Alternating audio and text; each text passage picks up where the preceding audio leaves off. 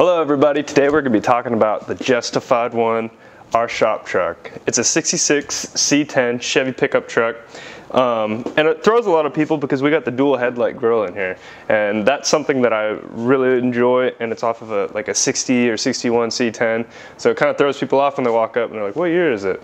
This truck is the original Justified pickup. This is where everything started for us. We started in the driveway, picked this up, we actually dug it out of a field, just how you see it, and we completely restored it, brought it back to life. It's got all new suspension underneath it, it's got all new sheet metal on the floorboards, but this 50-year-old beautiful patina paint job we couldn't touch. So we clear coated it to preserve all the history that this truck's been through. And this truck's been through a lot of history before it got to us, but this is really what represents Justified performance. So we took it down to Lordsburg, New Mexico when I first decided, like, I want to be a hot rodder, I want to build trucks, I want to build badass hot rods. So we took it down to Lordsburg with some family, and we started working on it. Brought it back up here to my driveway back in Rockland, and we got it going, got it running and driving. And since then, we've definitely exploded. We've grown into a pretty awesome building here, and this hot rod, this pickup truck, has been with us the entire time. It's got a Chevy small block in it with a overdrive 204R transmission. We got some bucket seats in it, and then disc brakes up front, power steering. This is actually my commuter car. So I drive this truck back and forth to work every day, and everywhere you go, you see the Justified performance on the side of the door. So let's take a closer look at it and see some of the cool stuff that we have done on this truck.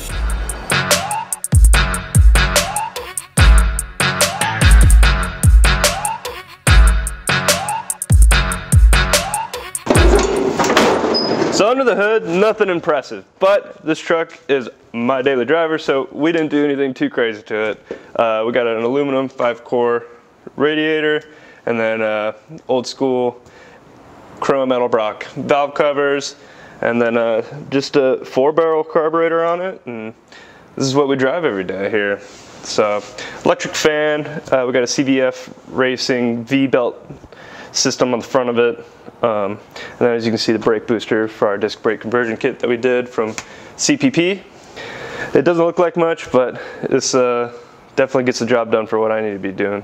So let's actually check out the bed, because that's where some of the cool stuff we've done, and that really gives character to this truck. Come on.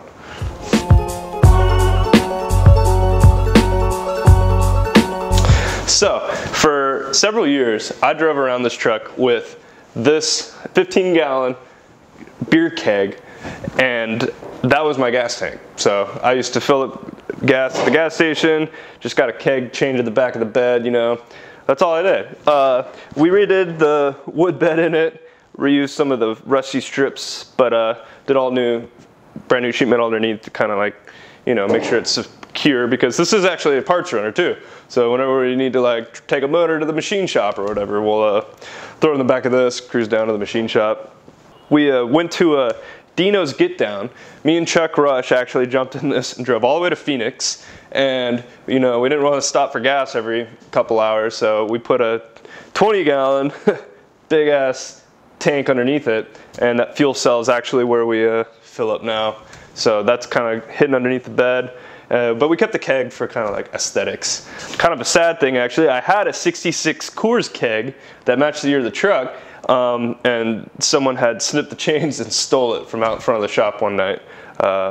So we were able to find another nice looking keg. It doesn't match the year of the truck though.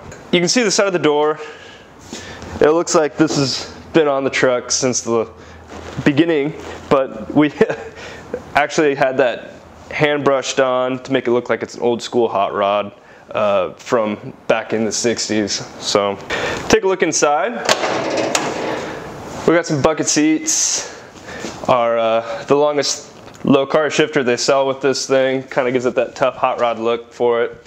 But yeah, it's a comfortable interior. We got Dakota digital gauges, brand new Bluetooth stereo in it. And this truck is just a solid daily driver. Let's go around the other side, and I got some other stuff I want to show you guys.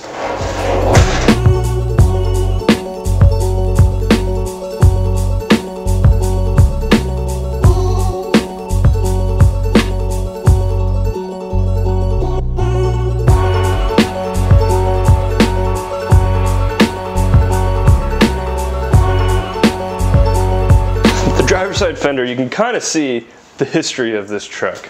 So deep down, we got like an original like blue mixed in with, eventually it became a red, and then I believe this truck went into the service and served under the city, because you can see this big yellow spots everywhere on the truck. So I believe it got painted as a yellow city service truck at one point in its life. And then then it probably got this teal color mixed in, and then the root beer brown, and now we have this beautiful patina paint job. Before we actually clear coated it, we went through and we took a lot of the oxide off of the bare metal, kind of blended out so that we didn't have all these chips flying off. Other than that, how you see it is how we found it. Dug it out of the field.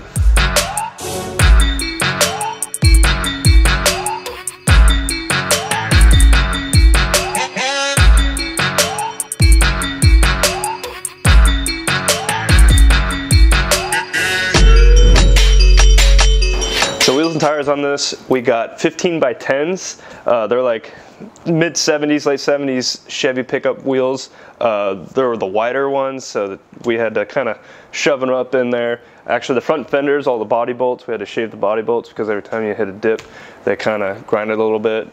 But it's just a 4.6 static drop. So it's got a nice stance, got a tough attitude, but it still runs and drives and actually handles really well going around corners and stuff. So painted him to match kind of like that Chevy turquoise, one of my favorite colors there. So, and then we got the Cooper Cobra tires, laying them on the ground for us, doing burnouts.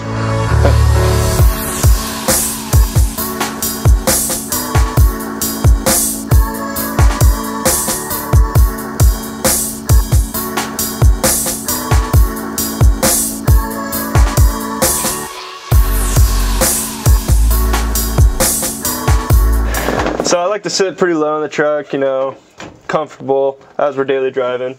Me and Chuck here drove this to Phoenix, so that was a long haul. We, me and him side by side, you know, had some brotherly moments, but we had to install some seat belts for our long cross-western country journey.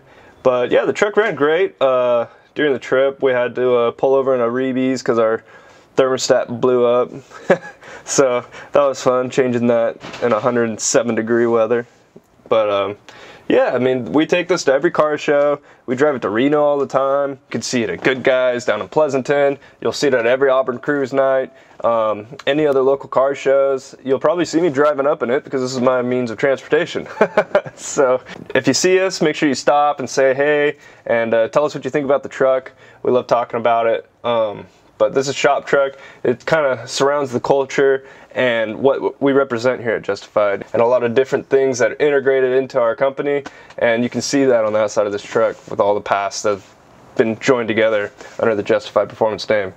So check it out. Make sure you guys like, comment, subscribe, tell us what you think about the truck, and let us know what you think we should do for the future of the truck. You know, we're always evolving and always developing as a company, and so is Shop Truck. So we're always looking for new things that we might want to do to it to kind of keep our name relevant in the industry, and we'll catch you guys on the next time.